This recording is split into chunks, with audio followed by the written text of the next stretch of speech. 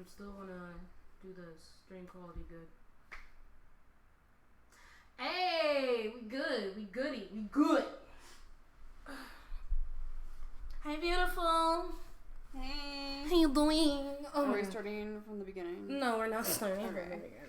Okay. Huh? Get the recording back up here. Yeah, no, I'm gonna wait. I'm not doing nothing. Alright, I guess that's what we're doing. How are we looking? Why would I be going Lizzo? Like I'm complaining about this. Look at us, we look cute. Yeah. We're cute. Yeah. Hey. I'm so white. Well, no, it's trying to autofocus because you see that it went from dark to light. Gotcha. Oh. Go ahead. Alrighty then. What was I saying? I lost my spot. Lord Jesus. Right.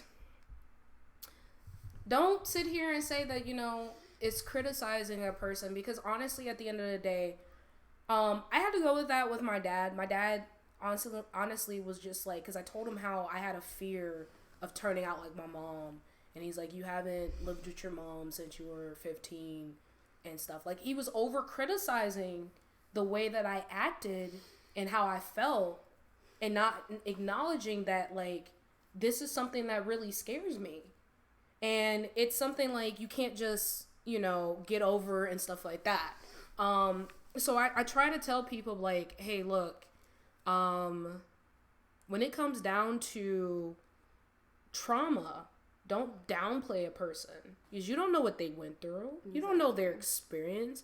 In order to honestly understand a person, you have to listen to their story and really listen to their story. Yes. Because a lot of people don't understand, like, it takes a lot to love somebody who has anxiety or be around people who have anxiety or feel a certain way. Like, it's not something that is just so black and white and just kind of like get through, Yeah. And I try to tell people, like, hey, look, y'all gotta understand. I'm sorry, Kat, I sent it to you and I love you. Because you're right here. Right next to you. I love you. Okay. Huh? Oh my gosh, you're live right now? I had no idea. You're right here. Oh my gosh. I didn't know that. Thanks for telling me. It dropped 25%? I'm just kidding. You might need to check it from your end to make sure that we are good to go, my love. Is your phone going to Wi-Fi? To keep it on. I'm turning it off. She said turn that Wi-Fi off, biatch. Bitch, turn it off. I'm sorry. Alright, anywho. She did. She definitely did tell me to turn it off. You see how she treats me, guys? Oh my gosh. Anywho, my sister will tell you, as a person who suffers anxiety, and living with somebody who suffers anxiety and depression, you have to kind of handle us with kids' gloves. You gotta kind of, like, acknowledge that a person is feeling a certain way and that their feelings are valid. Because that's honestly what anybody really wants, is that the way that they're feeling is valid. And with people who have anxiety, we don't come off as bitches. Don't ever think that we're being bitches. Because Kat will tell me in a heartbeat, like, I feel like I'm such a bitch. And then she'll tell me the situation. I'm like, Kat, you're not being a bitch. Like, honestly, what you're doing is what a normal person would do if somebody's treating you like shit. Yeah. Because we naturally feel guilty when somebody is, like, treating us like shit, and then we finally stand up for ourselves. And then we're like, oh my God, I'm so mad that I cut myself off. Maybe they needed me. And then we're like, no, they treated you like shit. They gaslight you. They over-criticized you. Yep. Huh? And the minute you gaslight me, honey, I'm gonna block you. Are you on Wi-Fi too? No, I don't use Wi-Fi. I gotcha. I understand. Why is it that we won't use the laptop? That's when we're having the most issues. But then when I use my computer, I don't have a problem. Like, it's just... Probably. That's just how we do. Yeah. So, it's getting worse. Okay. So also, when your parents is too pessimistic, and I mean, like, my dad used to criticize the way I dressed when I first moved in. Honestly, I didn't want to dress with like super tight clothes or super clingy clothes or things of that nature. And I was just like, no, I just want to wear baggy clothes and be great. He's like, you look like a bum. And I was like, for years, that's all that rang in the back of my head. So now, like, I over-criticize myself when I don't dress a certain way because that's how I grew up. Like, my dad used to make me feel like anything I wore wasn't good enough, even when I did wear regular clothes. And then he would sit here and, like, make me wear, like, baggy clothes because I had a body. He didn't want me to show off my body. Like, I couldn't win nothing. Yeah. So, like, it was just like, now I'm just like, no, I'm showing everything off. Fight me. Expressing anger indirectly, basically with conflict with a person who has anxiety is definitely something, that's toxic. And then when the person who has anxiety and we're angry, we already kind of put our anger in a different route anyway. Yeah. So as a person who has anxiety, I do it often and I feel real bad about it a lot of the times. But there is some days that my anger would be like, I would be mad and then like I would redirect my anger inadvertently to like my sister sometimes, or I'll just vent. And the thing is, like, I tell people all the time, like, I used to have like a habit of talking it out. Like, I'll talk it out in my head and then come back when I calm and rationalize things out.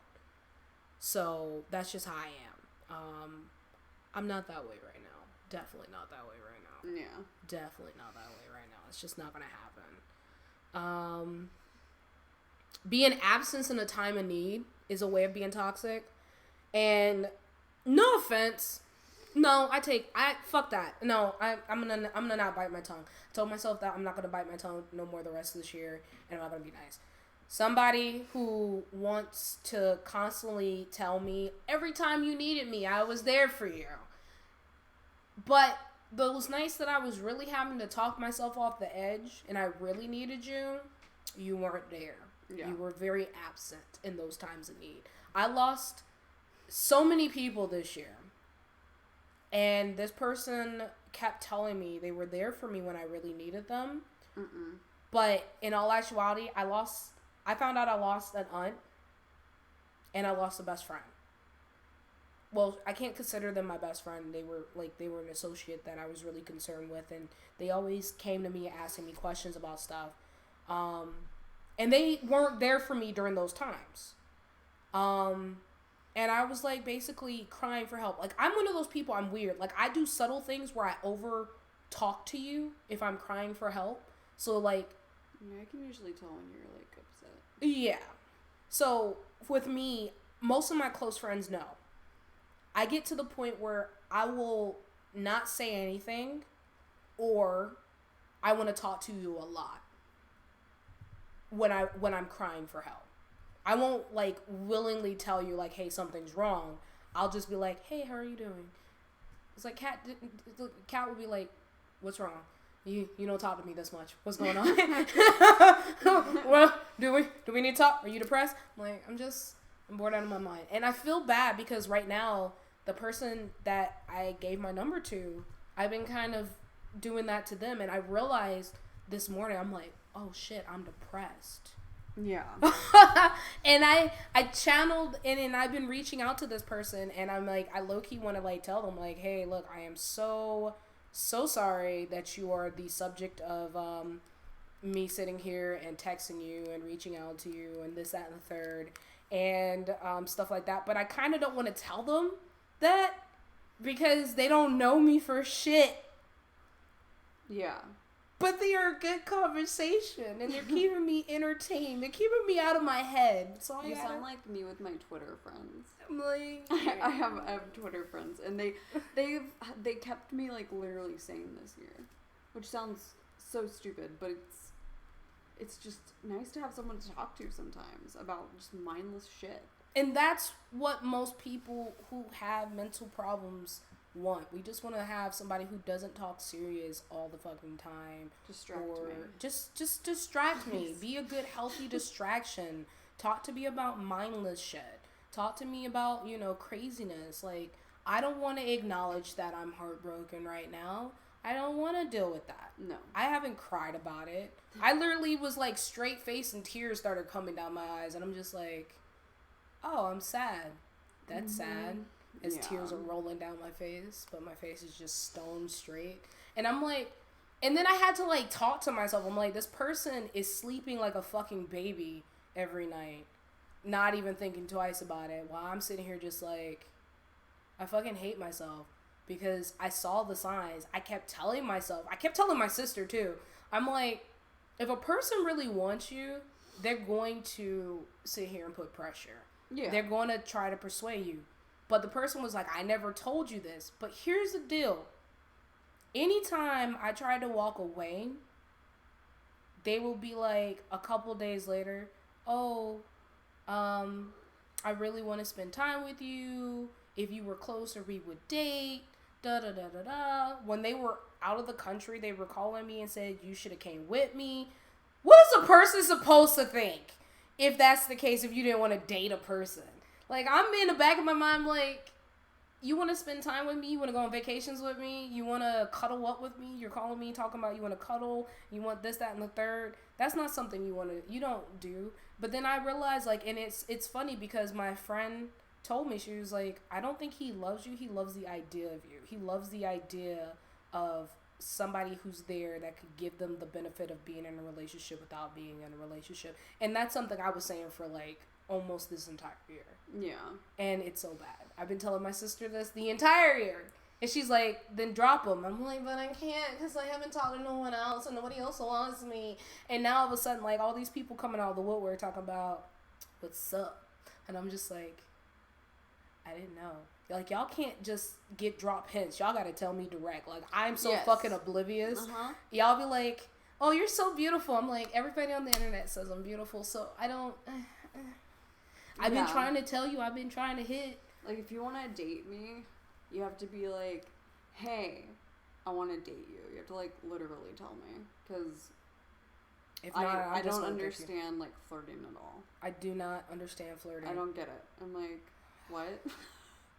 It goes over my head. It does too. It goes completely the fuck over my head. Just tell me. And just be like, let's date. Oof. And I might say yes. I'll probably say no. I'll probably go on a date with you. We can see what happens. Because I hate dates. I hate dating. If you sat here and told me, but that's just it. Like that. But that person, like, tomorrow, come back to full closure. The person, like, was in a way of telling me that they were there for me. Like, don't get me wrong. They haven't been there for me all the time, but they were there a few of the times. And then they also put me in a lot of situations that I shouldn't have been in, honestly, at the end of the day. And they're very secretive. And I think, like, they have so many lies strung up and so many people that they talk to that they don't realize that they don't tell who they told what to. Oh, dear. Like, that's not good. I got told, oh, I'm busy this week. I told you I was busy this week. I was like, no, you didn't. You didn't tell me you were busy this week. And it's like, I have great memory, guys. So do not think that you're going to lie to me and say that you told me something and you didn't tell me something. Yeah. I have superb memory when it comes to people I like. Like, just don't lie about shit. No, I don't. I'm very straightforward. If a person asks me what is my deal, what is my warning label, I'll tell them in a heartbeat. I'm like, look, this is what it is. Here's the deal with me. My parent, when I moved in with my dad, when I told my dad everything that was going on in the other household, my other parent had my father believing that I was a liar. So anything that came out my mouth, he took her word over mine because she's an adult. I was like 14, 15. But for like 14 years old, as I'm telling my dad, like, this is what's going on. This is what I'm going through.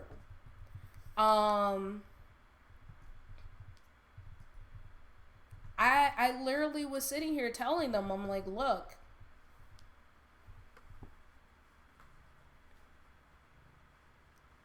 I'm trying to tell you the truth, but you don't want to listen. I was sitting here trying to make sure you were aware. Is Nico over there? Yes. Yes. I can hear the bird. He wouldn't listen. Oh shit, oh shit. He done moved the whole thing. I'm sorry, that's my fault. I was petting him. And he just having a whole field day here. So I had a parent who basically pegged me as a liar. So me sitting here trying to tell my dad for years, like, hey, look, this is that and the other. I've just gotten to the habit of not lying. If I'm not happy, I'm going to tell you I'm not happy. If I'm upset, I'm going to tell you I'm upset. If I am happy, I'm going to tell you I'm happy. Like, I'm one of those few females, if you come up to me and my face is on rest bitch face, and you like, are you mad? I'll tell you yes or no. Yeah. I'm not one of those people like, no, I'm not mad. You sure? No, I'm not mad. And then you keep asking me. I'll tell you straight up, no, that's just how my face is.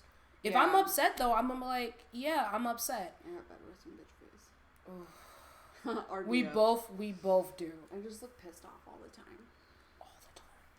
And then everyone's like, are you upset? Bitch, no. It's like, if you keep asking me, I will. Then I will not be okay.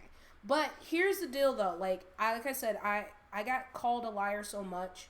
And then when I was trying to tell people things that were going on in my life, and then people weren't believing me, I was just like, I will never lie again in my life. I just stopped caring about lying. If you ask me, I'm going to tell you. I'm going to tell you straight up. Hell, like, there was a moment in my marriage where, like, my ex did some foul shit, and I straight up told him, I'm like, look, I'm going to go entertain someone else. You were entertaining someone and lied to me in my face, so I'm going to entertain someone else. And I was texting someone else, and I told him straight up, like, I have no room to lie. Like, it's just I ain't got none. Lying just takes too much energy, and no offense, I'm low-key lazy. I am one of those, I randomly get bursts of energy where I want to do everything under the sun, and then next moment I'm just like, nah, I don't want to do shit for like 4 days, because I need to recharge. So I just don't bother lying because it takes too much fucking energy. You gotta remember the first lie, and then you gotta make up another lie to cover up the first lie, and then now at this point you're gonna trail down, and now you're 10 lies in, and you gotta remember the original lie because it's gonna come back in full circulation because people talk. Yeah, I actually had a bad lying problem when I was a kid. When I was like a little kid, and it was so bad I had to go to therapy for it. So I don't lie anymore, but I did a lot as a child. I used to lie to was cover up for not my good. sibling and myself. So then when I actually did start telling the truth, my mom used it to cover the shit that was going on in the household. So when I went to my dad and was like, Daddy, this man is abusing my mom. You need to get us out. This man is abusing me. My mom did XYZ. It was just like, he didn't believe me because my mom had me pegged as a liar, and that's all I did.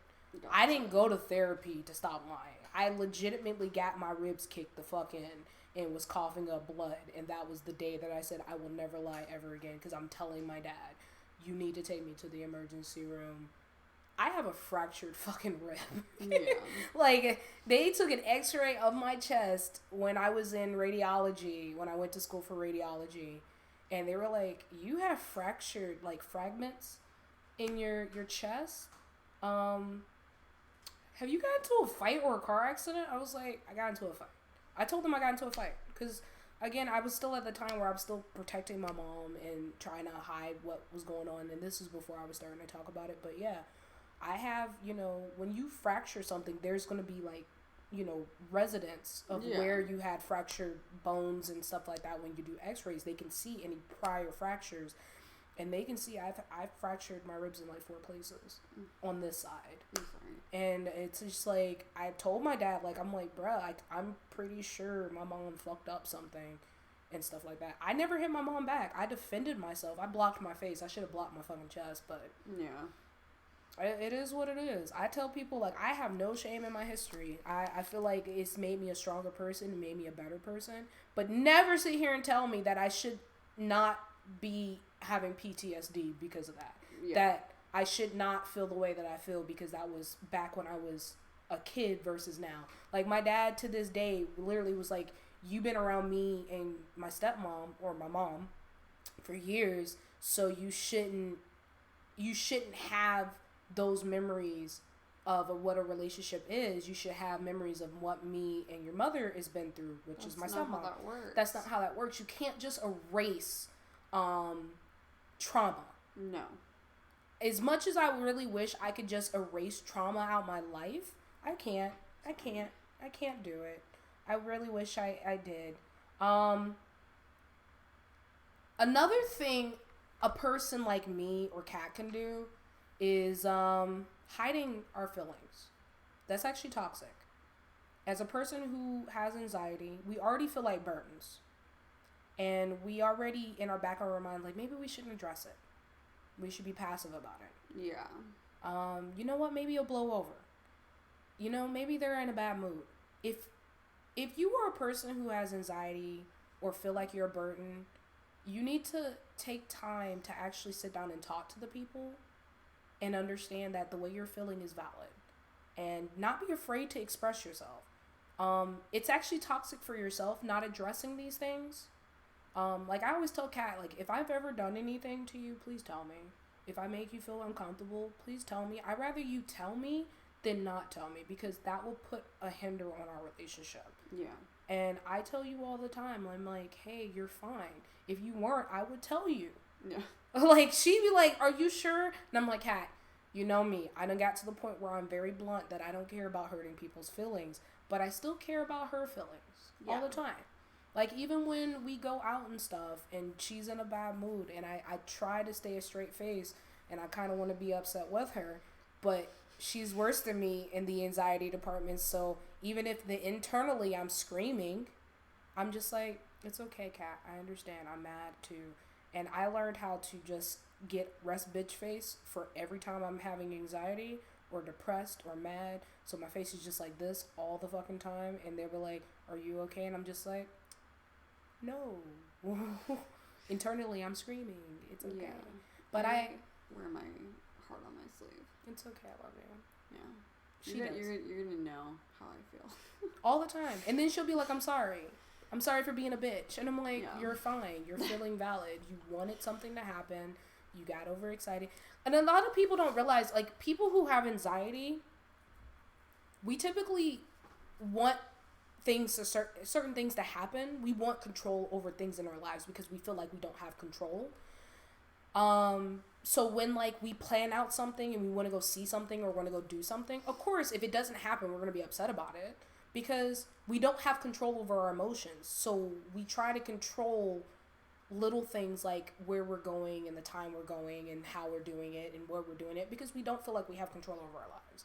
Usually, most of the time, it's people who've either been in relationships that has been constricting, whether it's with a parental figure being overbearing, older siblings being overbearing or bullying, partners being overbearing. When you don't have control, it can trigger and cause people to have extreme anxiety. So they get upset when things don't go good because they're so used to wanting things.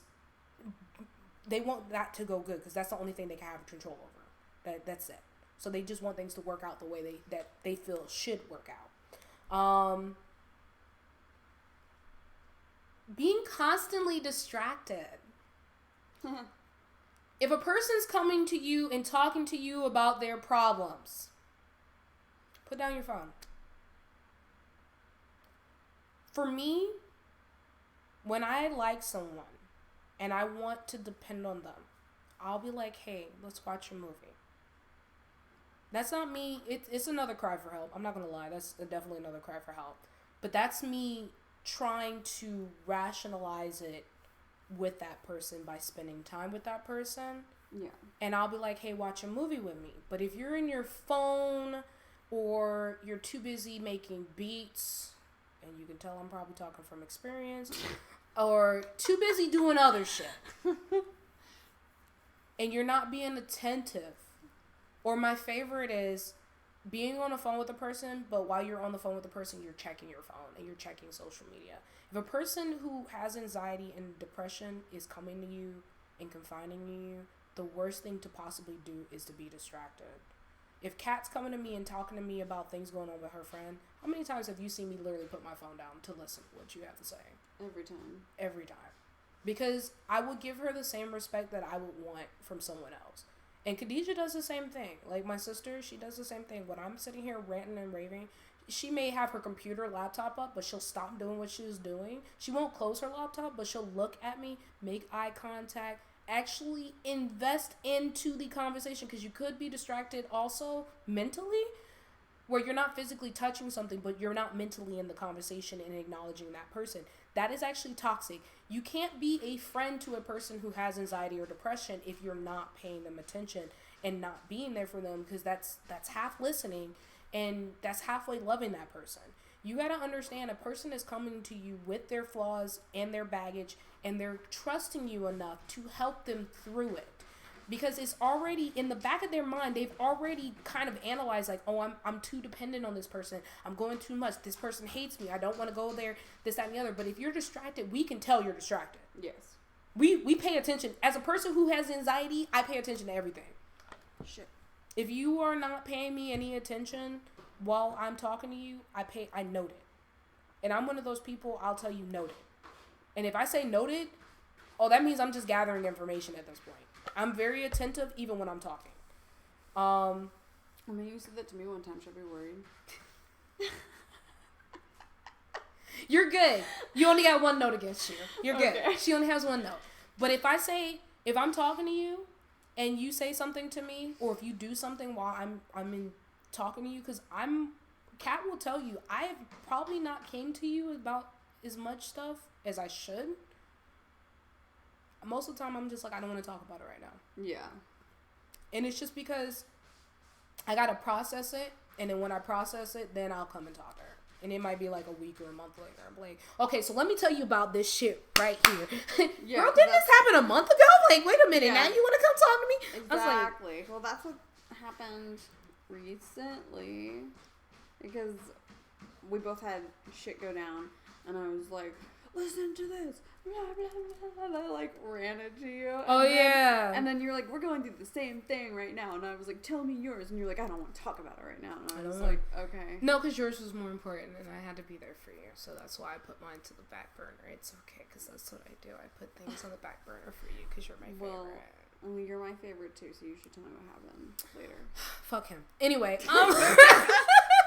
I mean, no, I say fuck him in the sense, but at the same time, it's like, you know what? I listen. I should have known. I knew the signs. I knew what was going on, and I should have just kept it going and lived my best and fullest life. And just, you know, I'm more mad at myself for not listening to myself. Like, I could be mad at this person, but it's like there were so many red flags, and you were like, wow, I really ignored all of those. Oh, no, it's not that I didn't. I definitely knew the red flags. Saw the red flags, told my sister about the red flags, and then, like, the person... Which is why she hates them. And, yeah, exactly. And red flags, acknowledge the red flags, went straight towards the red flag. Like, you know what? Capture the flag! I am horrible, because, like, it's bad, because even when my mom did the same thing, like, I think for me, it's like, I see the good in people, even if it's so fucking minimal. Mm-hmm. I will see the one little piece of light in a person, and then still hold on to that light. Yes. And want to be there because of that light. Because this person, when, you know, they are a very, very good person when they're not being a fuckboy. Yeah. But you gotta call ace a ace and a spade a spade. I mean, if you're a fuckboy, you're a fuckboy. And I mean, like, it's just like certain things, like, you don't acknowledge me, but I acknowledge you. Like, our friendship is not balanced. The scales are tilted where I support more, but then, like, they turn around and sent me a screenshot of, like, their Spotify podcast list, and I was like, fuck, now I'm a horrible person. Fuck! I thought you didn't support me. You didn't tell me. And apparently I'm their top podcast, so now I feel like shit. So, at the same time... Whatever, you're my top podcast too, so... I love you too. I love you more, so you should marry me instead. It's okay. We can have kids, and then, like... and it'll be cat kids. Cat kids. And then we'll just have cats because I don't want actual children, because I don't like children. But you want actual children, so you'll have to find someone else to do that with. That's fine. It's okay. I'm not. She's like, I'm not for all that. I'm not the one for you for actual children. That's fine. We'll have a cat. We'll be cat ladies. Cat ladies. I love cats so much. Cats are the superior animal.